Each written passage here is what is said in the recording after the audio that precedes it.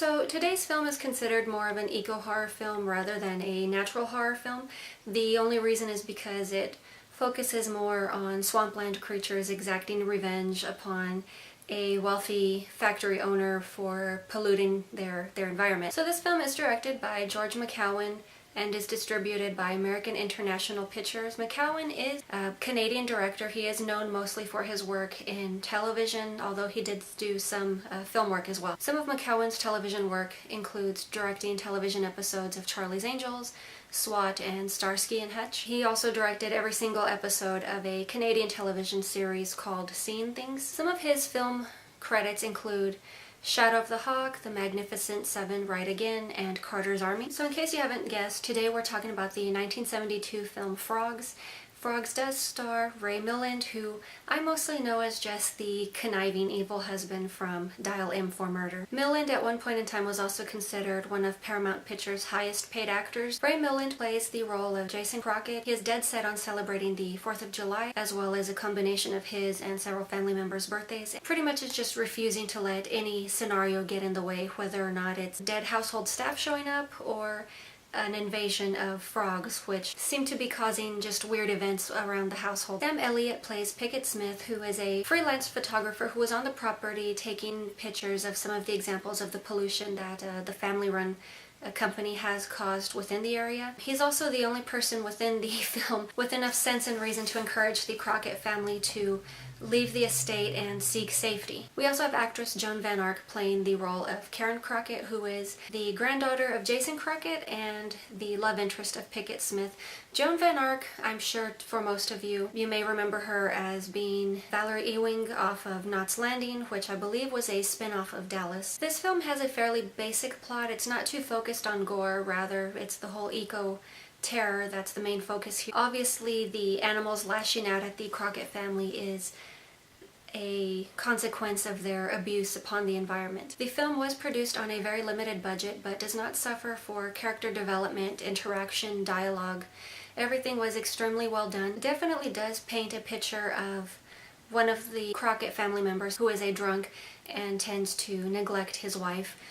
We also have an interracial couple who are engaged, and they do receive a few stabs here and there from their snooty family members as well. So definitely, in my opinion, there is a lot more to this film than meets the eye, and it definitely is one of those underappreciated films which has unfortunately picked up a reputation of being one of those top films that everyone loves to make fun of, but I think it's an extremely well done film, and there's definitely a lot more to it if you're willing to just read between the lines, actually look at the movie rather than just make fun of it for its shortcomings. During production, roughly 500 frogs escaped and 500 South American toads, so the film definitely did add to the ecology of the environment while they were filming. Some of the deaths in the movie may be considered a bit cheesy. You definitely do have things like tarantulas swarming men and covering them in webbing as well as moss. We also have women falling into ponds full of leeches, eventually do escape and are bitten by a rattlesnake. We also have lizards in a greenhouse knocking over jars of chemicals and asphyxiating some of the inhabitants of that greenhouse. And we also randomly have a death by snapping turtle. So they were kind of creative to the best of their ability with the deaths, but you definitely do have to take into consideration, you have to be realistic as possible when you do have animals attacking, although the tarantulas and moss kind of really were a stretch, but the lizards knocking over jars of chemicals, that's actually fairly clever, and I actually do like that aspect. I mean, who's to say that the lizards didn't know that they happened to be knocking over chemicals? Maybe they were just knocking over whatever, or maybe they could read, I don't know.